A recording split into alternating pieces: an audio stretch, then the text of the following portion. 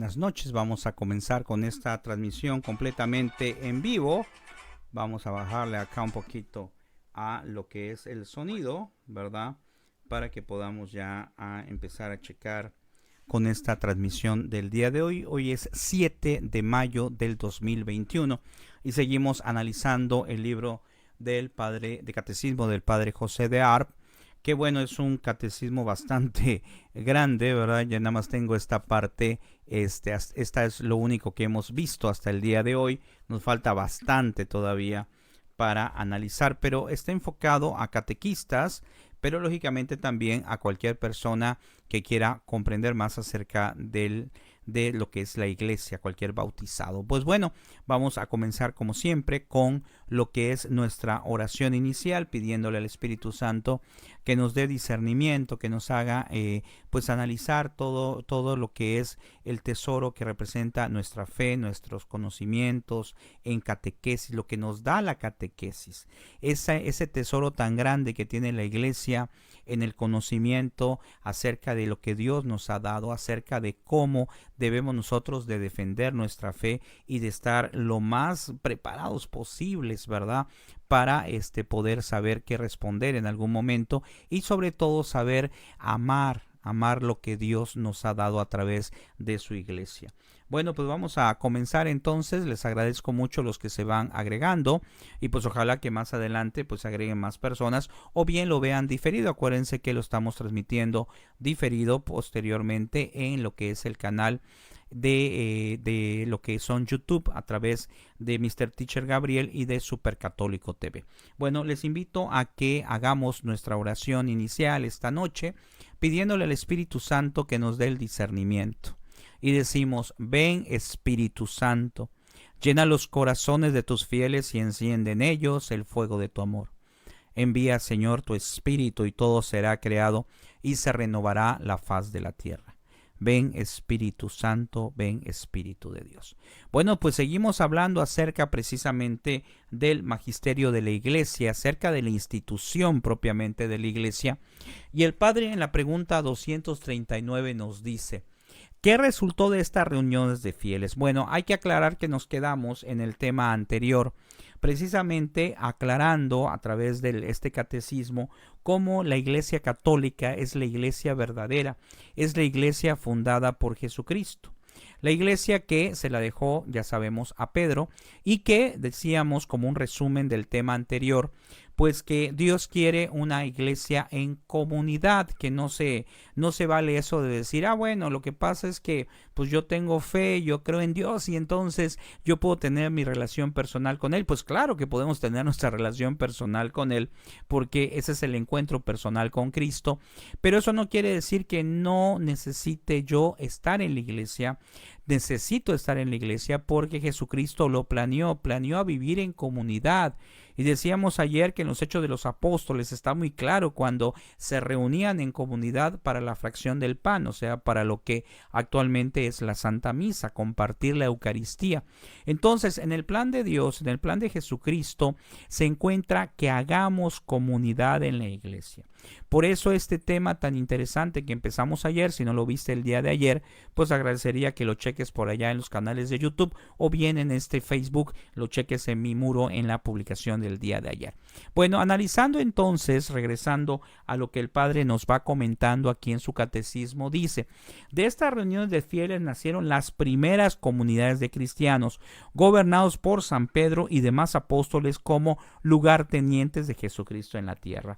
Es decir, la historia, no solamente la Biblia, las Sagradas Escrituras, sino la historia, nos va diciendo precisamente de que cuando Jesús se va, manda al Espíritu Santo, entonces el Espíritu Santo de Dios les da la fuerza, les da, son el motivante para que ellos salgan a predicar. Y recordamos, si tú has leído los Hechos de los Apóstoles, podrás observar cómo la fuerza del Espíritu Santo los llevó a predicar el Evangelio y cómo lograron evangelizar y bautizar a muchísimas personas, nos dice la palabra, a miles de personas. Eso tenía que ser con una fuerza de Dios.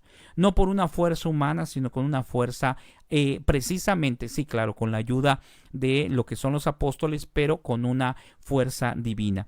Dice, las primeras comunidades de cristianos se formaron en Jerusalén, donde la primera vez que predicó San Pedro se añadieron a la iglesia, fíjense, cerca de 3,000 personas. La primera vez que predicó San Pedro, o sea, imagínense, San Pedro, pues me imagino que pues en su primera predicación, me imagino, es un comentario personal, pues a lo mejor quedó completamente pues sorprendido de esa fuerza. ¿Por qué? Porque no es él el que estaba predicando, era el Espíritu Santo a través de él, y él precisamente como cabeza de la iglesia, al ya no estar de manera presencial como parte humana Jesucristo, pues él es el que tenía que llevar la batuta, tenía que llevar la fuerza para lo que es la iglesia. Y entonces, ¿cómo se debe haber sorprendido, no? O a lo mejor no se sorprendió, a lo mejor ya era tanta su fe, ¿verdad? Que a lo mejor no se sorprendió, simplemente lo vio y lo aceptó. Dice, y la segunda vez, vean eso, por si la primera vez pues eran poquitos, eran 3,000 nada más. Dice, la segunda vez llegó a ser 5,000 hombres. Vean esa fuerza del Espíritu Santo que a través de San Pedro, en este caso, pues llegó la evangelización. Y nos dice aquí, llegó a 5,000 hombres, dice, eso está en los Hechos 4:4. Comunidades análogas fundaron los apóstoles en Samaria, o sea, se fueron a fundar diferentes comunidades, pero todo de la misma iglesia, dice en Antioquía, y se empezaron a llamarse cristianos. ¿Por qué cristianos? Pues lógicamente porque todo lo que predicaban era de Cristo.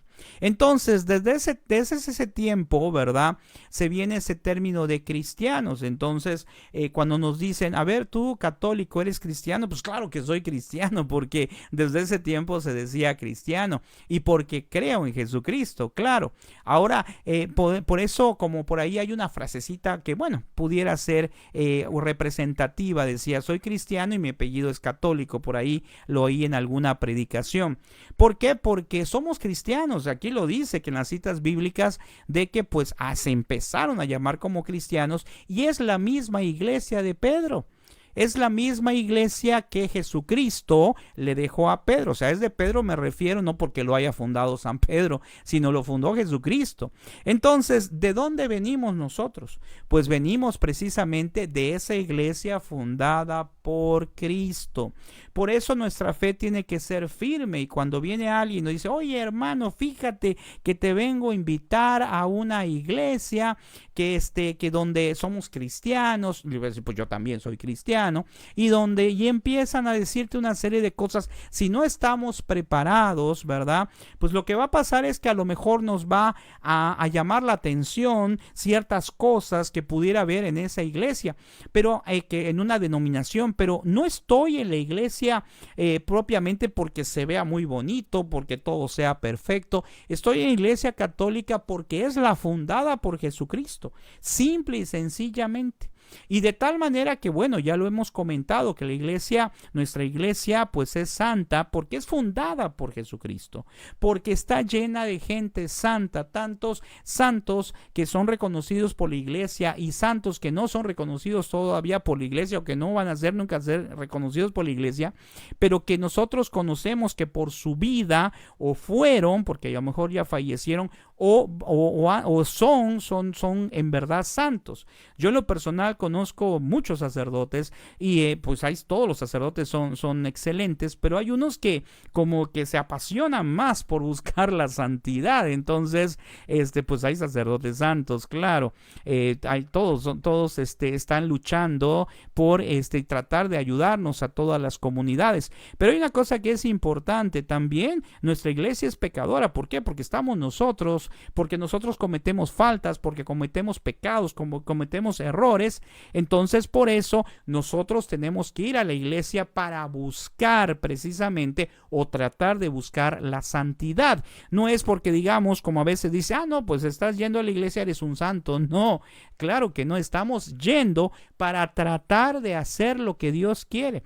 Porque te repito, como decía al principio, Jesucristo fundó la iglesia para hacer comunidad, para que ahí vivamos nosotros los sacramentos y estemos participando en comunidad con otras personas. Entonces aquí nos dice algo muy interesante, dice, los hechos de los apóstoles y todas sus epístolas dan claro testimonio, no solo de que enseñaban y bautizaban, sino también de que ejercían las funciones de pastores, dando órdenes y dictando leyes, amenazando, juzgando y castigando a los delincuentes. Aquí ese término amenazar pudiera ser, como este es un libro traducido, ¿verdad? Pudiera ser que no es tanto el término amenazar, sino lo que nos quiere dar a entender, yo creo aquí el padre, es que se hacían cargo de la comunidad. O sea, ellos tenían que estar al pendiente cuando había injusticias, cuando había alguna persona que quería aprovecharse a lo mejor de la fe de otras personas. Y pues bueno, los apóstoles, como en el tiempo actual, como los sacerdotes, pues tienen que ver a su comunidad y estar al pendiente de esa comunidad. Por eso se habla así de que castigaba a los delincuentes, o sea, a las personas que no hacían las cosas correctas, pues tenían la obligación de llamarles propiamente la atención. Ahora, ¿qué nos dice en la 240? Dice, ¿qué hicieron los apóstoles cuando estas comunidades de fieles fueron aumentando? Vean qué interesante, porque ya lo vimos al principio, que las comunidades de fieles primero eran pequeñas y luego poquito a poquito fueron aumentando precisamente en lo que es el número. Pero sobre todo yo creo en cuanto también a la fe, a ese encuentro de participar y creer cada día más en el Dios verdadero, en Jesucristo. Dice, consagrado en muchas partes, obispos, como se estaba haciendo más grande, pues ya no daba abasto, lógicamente, lo que son lo que son los apóstoles que existían en ese tiempo. Y entonces, como aquí nos dice, se empezaron a crear lo que son obispos, a hacer la consagración, es decir, a incrementarse el número de sacerdotes y de obispos. Y aquí nos dice, en la cita bíblica dice, habiendo ordenado sacerdotes y consagrado obispos en cada una de las iglesias, después de oraciones y ayunos, los encomendaron al Señor, en quien había creído. Es decir, lo que es el hecho de hacer de aumentar el número de sacerdotes, de obispos, pues todo lo hacían como lo hacen ahora, encomendándolo al Señor, ofreciéndole a Dios a los nuevos miembros de la iglesia. Y eso está desde, aquí lo vemos en 2 a Timoteo y en Tito.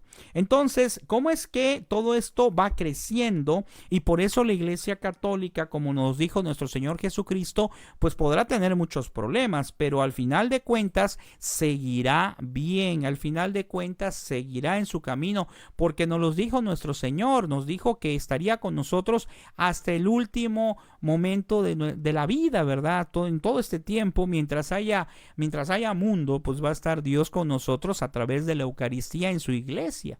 Entonces, esto nos debe dar fuerza, nos debe dar alegría, nos debe dar orgullo, pero también nos debe de dar un compromiso. Porque ser cristiano, sin duda alguna, cristiano católico, como digo, como comenté, ser de Cristo nos compromete a tratar de hacer mejor las cosas. Nos compromete a tratar, y fíjense que la fe se da por obra de Dios. Yo no puedo decir, pues yo soy católico y el otro. No, tenemos que pedir por todos nuestros hermanos, pedir por todos aquellos que no tienen las mismas ideas, que no profesan las mismas ideas que nosotros. Pedir también por nuestros hijos, porque a veces nuestros hijos, pues con tantas ideas externas, están a lo mejor equivocados en algunas cosas o se empiezan a alejar de la iglesia. Y esto debe de servirnos a nosotros para tratar de traerlos, o sea, empezar primero con la familia, porque es lo que nos cuesta muchas veces trabajo. Y cuando nuestros hijos no quieren aceptar, ya sea a la iglesia, ya sea a Dios, pues no podemos obligarlos así de manera tan fuerte, pero sí tenemos, sobre todo si son menores de edad, tratar de encaminarlos, tratar de aconsejarlos, tratar de hacerles ver que tenemos que darles su lugar a Dios, que tenemos que asistir a la iglesia. Y una situación muy importante es que si tengo un hijo o tengo algún familiar o algún amigo que no se quiere acercar a la iglesia, por más que yo le digo, pues tengo que seguir insistiendo, pero sobre todo todo, en ese caso que no lo quiera aceptar, pues debo, yo creo, de rezar por él. Cuando hacemos el Santo Rosario, rezamos la oración de Santa Mónica, porque Santa Mónica logró la conversión de su esposo y la conversión de San Agustín. Entonces, y fue a tal grado que pues después San Agustín pues fue propiamente santo, y ella también. Entonces, la oración nos tiene que dar la fuerza para poder seguir haciendo las cosas, para poder seguir avanzando, y por eso entonces, como aquí nos los dice, tenemos que estar dentro de una comunidad. Dice, todas estas comunidades estaban íntimamente relacionadas entre sí por la profesión de la misma fe, la participación de los mismos sacramentos y la sumisión a una sola cabeza común. Eso es importantísimo. Nosotros pertenecemos a una misma cabeza común, que en este caso pues es el Papa Francisco en el caso actual, pero en ese tiempo era San Pedro. Dice, no formando así más que una sola y numerosísima comunidad de cristianos. Y si analizamos pues otra denominación, pues de otra denominación, pues no sé quién es la cabeza universal, porque pues en el caso de la Iglesia Católica, de la Iglesia fundada por Jesucristo, pues es el Santo Padre, el Papa, y el Papa ha sido precisamente, históricamente siempre ha habido un Papa, de tal manera que es una tradición o una, si lo vemos en el aspecto humano, pero también en el aspecto espiritual, histórico, pues no ha habido un momento en que no haya existido un papa. Apenas fallece alguien, pues se hace el proceso para elegir a otro papa. Entonces, eso nos da la seguridad de que estamos en la iglesia verdadera también. Nos da la seguridad de que estamos en la iglesia que fundó Jesucristo.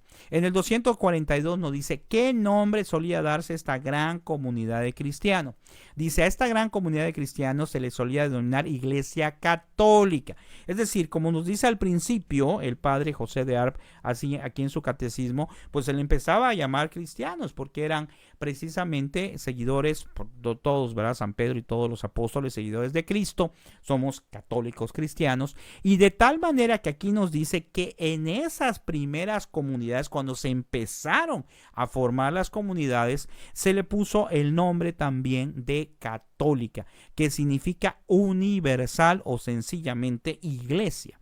Entonces, como te repito, como oí en algún lugar por allá, pues somos, nos llamamos cristianos, ¿verdad? Porque pues, seguimos a Cristo, y pues decía por allí, alguna persona decía, y mi apellido es católico, entonces es lo mismo, pertenecemos a esa iglesia universal que fundó Jesucristo.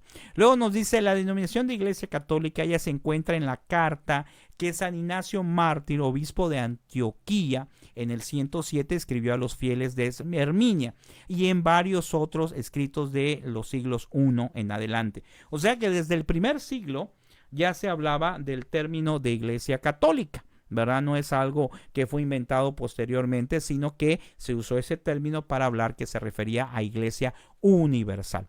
Luego nos dice, la divina institución de la iglesia, ya hemos dicho, está en la pregunta 235, Jesucristo es el fundador de la iglesia, y que siendo Dios su obra también ha de ser divina. Lo que nos dijo el Padre en otras preguntas anterior, como aquí nos dice en la 235, al momento en que Jesús funda la iglesia, pues entonces, al ser Jesús Dios, vean qué interesante, al ser Jesús Dios, pues entonces la fundación que hizo es una fundación divina. O sea, la iglesia tiene una razón divina porque fue fundada por Dios. No fue fundada en cuanto a hombre, fue fundada en cuanto a ya sabemos que Dios es, Jesucristo es hombre y también es Dios. Entonces fue fundada en esos dos aspectos, en el aspecto como un ser humano, pero aquí viene la parte interesante, al ser Dios fue fundado en su aspecto divino. O sea, la iglesia tiene esa parte divina presentada por Dios. Y acuérdense que nos los dice cuando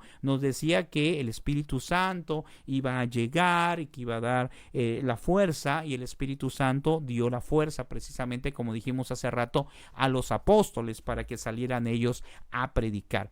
Luego nos dice aquí precisamente la iglesia es obra de Dios. Luego nos dice en el 243, ¿qué otras pruebas hay de que la iglesia fundada por Jesucristo es obra de Dios? Y nos dice, la iglesia fundada por Jesucristo es obra de Dios, lo prueban en especial, y aquí hay algunos elementos, porque hay más, dice, los milagros que obraron los apóstoles, la asombrosa rapidez con que se propagó la iglesia, el testimonio de los mártires. Pero estos son algunos ejemplos. Yo le podría agregar muchísimos más, ¿verdad? Que en la actualidad podemos analizar. Por ejemplo, a lo mejor tú sabes acerca de los santos incorruptos, aquellos santos que su cuerpo está prácticamente igual. En algunas ocasiones algunos les ponen alguna cera o algo así, pero la parte fundamental y de algunos santos hay ciertas partes de su cuerpo que no se han corrompido. Por ejemplo, del Padre Pío, que al Padre Pío se le ve casi intacto y sí, algunas partes ya se están perdiendo, pero después de tantos años, el Padre Pío tiene más de 50 años de muerto y ven ustedes su ataúd y se le ve prácticamente como que acaba de morir hace 2-3 horas, ¿verdad? Entonces esas son las cosas que nos llaman la atención y con lo cual nos damos cuenta de que la iglesia verdadera es la iglesia católica, la iglesia de Cristo. Otra situación que se me viene a la mente, por ejemplo, los milagros eucarísticos, que la Eucaristía en varios lugares, por ahí en el canal de Supercatólico pueden ver videos acerca precisamente el doctor Castañón que investiga sobre esto y cómo en algunas partes, en algunos momentos desde el siglo I, por ejemplo en Lanciano, pues una hostia salía sangre o grumos de carne. Entonces, ¿por qué pasa eso? Pues pasa eso porque nuestra fe es muy débil y entonces existen esos milagros eucarísticos. Los milagros, por ejemplo, de los santos, porque para canonizar a una persona, para volverla santo, pues se necesita un hecho en verdad milagroso. Y me recuerda tantos hechos que han pasado, ojalá investigaras, hay uno muy interesante, el de San Juan Diego, que nos lo relata ahí Monseñor Chávez. Entonces, también está en el canal de Supercatólico. Entonces, es formidable todo esto, porque eso nos hace darnos cuenta precisamente que hay muchas cosas por las cuales esta es la iglesia verdadera. Otra que se me viene a la mente ahorita para terminar con este bloque, pues es acerca de la Virgen de Guadalupe. Cuántos hechos, ese manto hermoso que no sabemos, no sabe si ciencia cierta cómo es posible que el ayate haya durado tanto tiempo, si un ayate dura generalmente 50 años a lo más, y cómo es posible que el ayate de María Santísima ya tenga tantísimos años. En fin, podríamos hablar de muchísimas cosas que nos hacen darnos cuenta, como aquí dice, de que la iglesia católica es la iglesia verdadera. Y ahora viene otra pregunta ya para ir terminando. Nos dice el padre en la pregunta número 244 y nos va especificando lo que dijo hace rato. Dice, los milagros de los apóstoles. ¿Por qué? Porque en el 244 nos dice, obraron muchos milagros los apóstoles, y el padre dice, eran tantos, fíjense, los milagros que obraban los apóstoles, que la Sagrada Escritura dice que toda la gente estaba sobrecogida de un respetuoso temor. O sea, no era un miedo porque vean algo malo, no, sino porque tenían temor de ver tantas maravillas que había. Dice, eran muchos los prodigios y milagros que hacían los apóstoles en Jerusalén. Eso está en Hechos 43. También véanse Hechos 12. Dice, tan abundante era el don de milagros que la gente sacaban a las calles a los enfermos poniéndolos en camilla. Pasaba Pedro y solamente su sombra, vean qué interesante, con que pasara su sombra y tocara por lo menos a alguno de ellos, quedaran libres de sus dolencias. Concurría también a Jerusalén mucha gente de las ciudades vecinas trayendo enfermos y endemoniados, los cuales eran curados todos. Eso está en Hechos de los Apóstoles. Y en la actualidad también, ¿verdad? En la actualidad también podemos ver muchas cosas extraordinarias. A lo mejor ya no se ven como en ese tiempo, ¿verdad? Pero también Dios sigue obrando, Dios sigue haciendo grandes cosas. Por ejemplo, aquí están unos padres exorcistas, y cuando una persona está poseída, pues el padre a través de la oración se calman, ¿verdad? Es precisamente una de las cosas que hacía también San Pedro, ¿sí? Que aquí no los va relatando. O por ejemplo, se me ocurre también, no sé si conocieron al padre Tardif, Emiliano Tardif, en su libro Dios está vivo, está formidable, se lo recomiendo, donde él iba a diferentes lugares y había gente que no podía caminar y después de la oración que hacía de sanación, caminaban, se curaban, y él decía, no soy él decía, el padre Tardif decía en su libro, no soy yo soy el burro que trae el burrito que trae a Jesús, que es el que los cuida. Entonces, durante diferentes tiempos, en otros momentos, pues ha existido todo esto que nos representa y nos hace darnos cuenta que la Iglesia Católica es la Iglesia verdadera. Y para terminar, vamos a ver la última pregunta que vamos a ver el día de hoy. Y en la pregunta número, bueno, no es pregunta, perdón, es un comentario. Dice, de San Pedro se dice en especial que con solo invocar el nombre de Jesús curó a un cojo de nacimiento, a quien traían a cuestas y ponían todos los días a la puerta del templo. Eso está en Hechos 1 del 2 al 11.